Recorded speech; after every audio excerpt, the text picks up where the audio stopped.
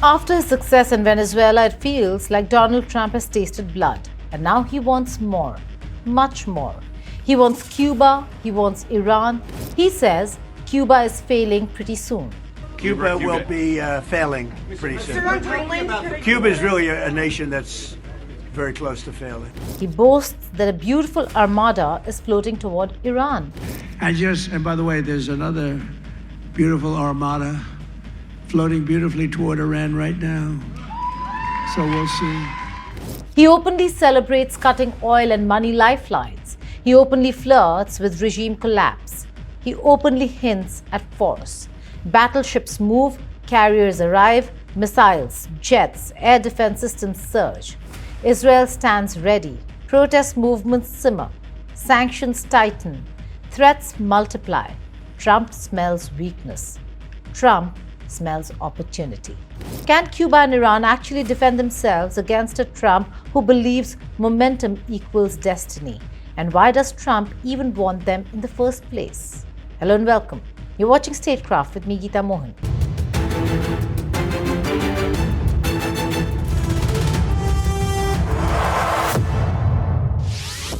This is not random. This is not impulsive noise. President Trump is emboldened by the US military seizure of Venezuelan President Nicolas Maduro in a deadly raid. He now talks about running Venezuela under US oversight. He openly vows zero oil, zero money to Cuba. He publicly encourages Iranian protesters. He threatens strikes. He moves carriers. He escalates rhetoric. The UN says the Maduro raid violated international law. Human rights experts call Trump's focus on Venezuelan oil imperialistic. Yet, Trump presses forward anyway. The pattern is clear. After Venezuela, Trump wants the dominoes to fall. But can they? Venezuela became Trump's proof of concept. A sitting president captured. A new authority installed. Oil leverage exposed. Shockwaves sent across capitals. The message was simple and brutal. Resist Washington and you can be removed. Cooperate and you may survive. That lesson is now aimed straight at Havana and Tehran. Trump isn't whispering anymore. He's shouting. Cuba will be failing pretty soon. There will be no more oil or money going to Cuba, zero. There's another beautiful armada floating beautifully toward Iran. These are not metaphors. These are signals. Signals to allies, signals to adversaries, signals to markets, and signals to history. Destroyed already. We're fully rebuilding the U.S. military with more than $1 trillion we're spending on the military. And in June, we obliterated Iran's nuclear capacity in Operation Midnight Hammer. You saw that. People have been waiting for 22 years to do that, and we were right at the end. They were about a month away from having a nuclear weapon. We had to do it. And by the way, there's another beautiful armada floating beautifully toward Iran right now. So we'll see. I hope they make a deal. I hope they make a deal. They should have made a deal the first time they'd have a country. And just weeks ago, in a spectacular operation in Venezuela, we brought the outlaw dictator Nicolas Maduro to face American justice. Cuba sits first in the crosshairs because Trump believes it is already suffocating. For decades, Venezuela supplied Cuba with oil and cash. That pipeline is now cut. No Venezuelan oil, no Venezuelan money, no safety net. Trump openly says Cuba is close to collapse. Not someday, pretty soon. His second term has revived the harshest hardline measures. Cuba back on the state sponsors of terrorism list. Remittances restricted. Travel restricted. Military-linked Cuban entities targeted. Reports say Trump's team wants the communist government toppled by year's end using pressure, defections, and economic strangulation. Trump urges Cuba to make a deal before it is too late. That is not negotiation. That is coercion. Cuba's president fires back that Washington has no moral authority to force any deal. But moral authority has never stopped empires. power does. The obsession with Cuba is older than Trump. The United States of America has pursued influence over Cuba for more than a century. Cuba is just 90 miles from Florida, 90 miles that terrify American strategists. During the 1962 missile crisis, Soviet nuclear weapons in Cuba nearly triggered global annihilation. That memory is burned into Washington's DNA. Today, Russian electronic intelligence facilities in Cuba monitor US naval activity. China invests in infrastructure and ports. To Trump, this looks like hostile powers setting up shop in America's front yard. That alone is enough to make Cuba a target. Then comes money. US firms eye Cuba's offshore oil, billions of barrels, nickel mines, tourism potential, real estate. Post-regime change Cuba looks like a massive economic prize. Add ideology to that mix, and the picture sharpens further. Cuba remains a surviving communist state, a symbol that never surrendered. America wants that symbol erased. Now shift east to Iran, where the stakes explode. A US aircraft carrier and guided missile destroyers have entered the Middle East or West Asia. Fighter jets and air defense systems are moving in. The Pentagon announces exercises to demonstrate sustained combat air power. Trump calls it an armada. He says he hopes he won't have to use it, but he keeps reminding everyone it exists. Well, we're going to see what happens with Cuba. I don't know, anybody interested in Cuba in this room? Not too many people. This is not a Cuba room, but that's all right. There are plenty of them around, especially in Miami. And Cuba will be failing pretty soon. Cuba is really a nation that's very close to failing. You know, they got their money from Venezuela. They got the oil from Venezuela. They're not getting that anymore. Trump ties this military buildup to Iran's crackdown on protesters. He publicly encourages demonstrators. He tells them to take over institutions. He claims help is coming.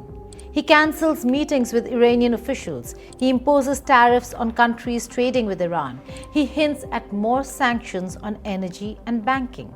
The squeeze tightens. Iran's president warns that US threats only produce instability. Saudi Arabia backs that message. Riyadh publicly states it will not allow its airspace or territory to be used for attacks on Iran. That is extraordinary. One of Washington's closest regional partners drawing a red line. Iran responds with its own warning. If any neighboring country's soil, sky, or waters are used against Iran, they will be considered hostile. The region becomes a powder keg. Israel hovers in the background with a raised fist. Israel bombed Iranian nuclear facilities in June 2025, killed senior military officials, killed nuclear scientists. The United States then joined that 12-day war, striking 3 nuclear sites. Netanyahu now says if Iran attacks Israel, Israel will respond with unprecedented force. Trump and Netanyahu's strategic worldview aligns. Iran is framed as the ultimate destabilizer, the existential enemy, the head of the snake. Why does Trump want Iran so badly? Because Iran sits astride the most critical energy choke point on Earth, the Strait of Hormuz. 20 to 30% of the world's seaborne oil flows through it. Control Hormuz and you control global energy markets. You influence inflation, you shape recessions, you bend governments. Iran also holds around 10% of global oil reserves and massive gas fields. A hostile Iran can threaten energy flows. A collapsed Iran cannot. Trump's maximum pressure strategy aims to turn economic pain into political collapse.